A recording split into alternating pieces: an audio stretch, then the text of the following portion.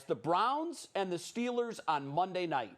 Deshaun Watson was brought to Cleveland to be an elite franchise quarterback. He has more guaranteed dollars on his deal than every other player in the NFL. One of the things we've seen since he's been here has been mediocre play. We have not seen that elite guy. How much longer do we have to go before we see the elite quarterback we thought we were getting, before we start to lose trust in who this guy is? Yeah, I'm not worried about it at all. I think we'll see steps towards it this week, and then I think it fully blooms next week against Tennessee. I will say this, you start to wonder, is he going to start pressing and wanting to throw the ball more? Last week, I thought he had great decision-making when he decided, hey, the run's working, it's raining, let's stick with that. And is there going to come a point where he's like, well, everybody wants me to put up big numbers. I haven't done it through 7 games. Maybe I should throw it here. Maybe I shouldn't audible to the run. I'm not worried about that. He wanted to leave Houston because they were losers. He wants to win. He's made good decisions last week. I think that will continue. The passing game and his statistics will come, and I think he will prove this year that he is once again an elite quarterback. The longer it takes to get to that game, I think it's fair to question when. And we haven't seen it. We've had 6 games last year in the opener, and he hasn't been the quarterback that we were promised. That's just the reality of it. Doesn't mean he can't get back to that. We just haven't seen it yet. So until it does happen, I think it's fair to wonder, what exactly do the Browns sign up for with that $230 million? I don't worry about him not making the right play. He's always going to make the right play. If you look deep into the numbers, I'm not going to bore you with all the numbers, but if you look deep into the numbers of the first half Sunday, the Browns' entire game plan was to take shots down the field, big chunk plays, hit the home run balls. It didn't happen, whether it was weather. Felt like he was off just a half a click. They dialed things back in the second half. They went to the game plan that was going to win them the game. Hand the ball off to Nick Chubb, run the ball, short passes, and get out of Cleveland Browns Stadium with the victory, which they did. He does have the potential, obviously, for a 300-yard passing, 3-touchdown game. I'm not going to predict when it's going to happen. It very well could be Monday night. It may take a little bit longer than that. I'm just saying the longer it takes to get back to that, it's fair to wonder what the Browns really got with it. Well, listen, I'm not second-guessing it. I'm all in the Kool-Aid. Shout out to the Kool-Aid Mafia. I will tell you this.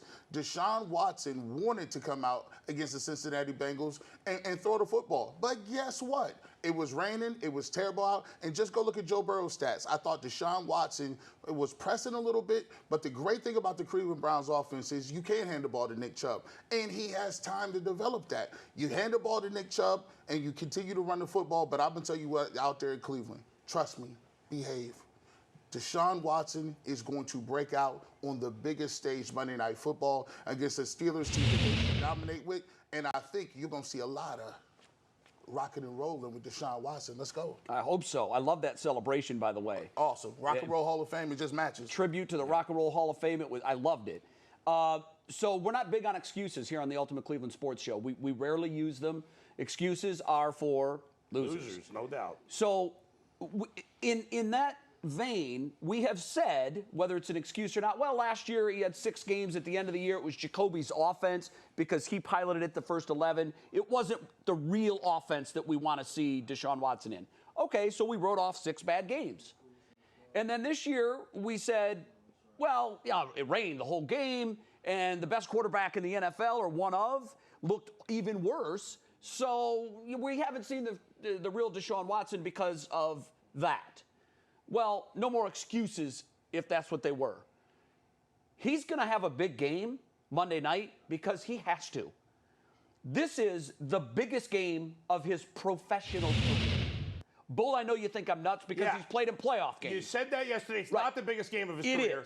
It is. No, that's insanity. But our friend Aditi agreed with me. She's as nuts as you are. Oh, that's good to know. You guys are nuts together. That's good to know. But listen, I think the reality is he's never going to put up quite the numbers he did in Houston because this team's a better team and they have a better running game. But if he's going to be worth the money, if we want to talk about it from a money perspective, but more importantly, if he's going to be worth the trade to lead them deep into the playoffs, he's going to have some games where he puts the team on his back and throws for 300-plus yards. He has to do that. Not every week, but he needs to have those games. This is a national stage. Yes.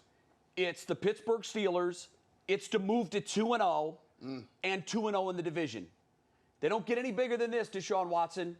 Unless you're playing deep in the playoffs, he's got to have a breakout game on Monday night. and I think he will.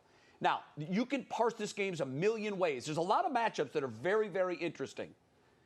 The matchup of the Browns' defensive line and the Steelers' offensive line is the most intriguing to me. Yeah. Why? And who wins that battle? Oh, well, it's intriguing because the Steelers line is horrible. When you talk about lineup for lineup, defensive lineman for defensive lineman, there's nobody touching the Cleveland Browns right now. And I like the 49ers. Myles Garrett with his new dribble moves, his dribble package in 2K, no one's stopping that. Zadarius Smith is doing his thing. Overall, above 90 in pass rush grades and pressures.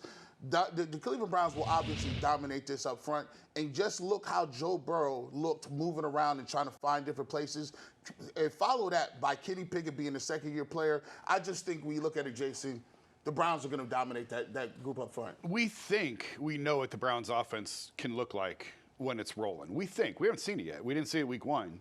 But we think we know. We know what the Browns defense can look like when it's rolling because we just saw it. And in Jim Schwartz's system, the key to the whole thing working is the defensive line. It's creating the chaos up front. Defensive linemen love playing in the system, and they just get after the quarterback. It's what they do. We saw the heat that the 49ers put on the Steelers on that offensive line last week. We know it's possible for the Browns to generate that same type. I've been talking about it all week. The first play of the game when Zadarius Smith hit Joe Burrow on a three-step drop, first play of the season, Joe Burrow gets hit. I looked around the press box and said, okay, there's something different about this. And the Browns players on the field looked around and said, okay, there's something different about this. It set the tone for the entire thing. As well as the Browns defensive backs played, and I think they will play in Pittsburgh, the whole key to this thing working is the heat that they can generate on Kenny Pickett up front with the front four. We've talked about this matchup a lot already, so I'm going to go to the other side here. The Browns offensive line against the Steelers defensive line. We've talked plenty about the other way. If the Steelers have any chance of staying in this game, it's T.J. Watt and the rest of the guys on that D-line, even though they're down Hayward, one of their best players. Huge. But they have other guys. Alonzo Highsmith's a good player. They have some other guys in their front seven that are good. The Browns' tackles are a major concern going into this game. The offensive line, if the Browns' offensive line does a good job protecting, and if Deshaun Watson does a good job of getting himself out of trouble when their tackles struggle, when his tackles struggle, because to me, that's the only way the Steelers stay in this game is if they make Deshaun Watson uncomfortable or they are able to, shut down Nick Chubb, which they have at times from Pittsburgh. If that happens, then the Browns have then the Steelers have a chance. If it doesn't, they got no shot. All right.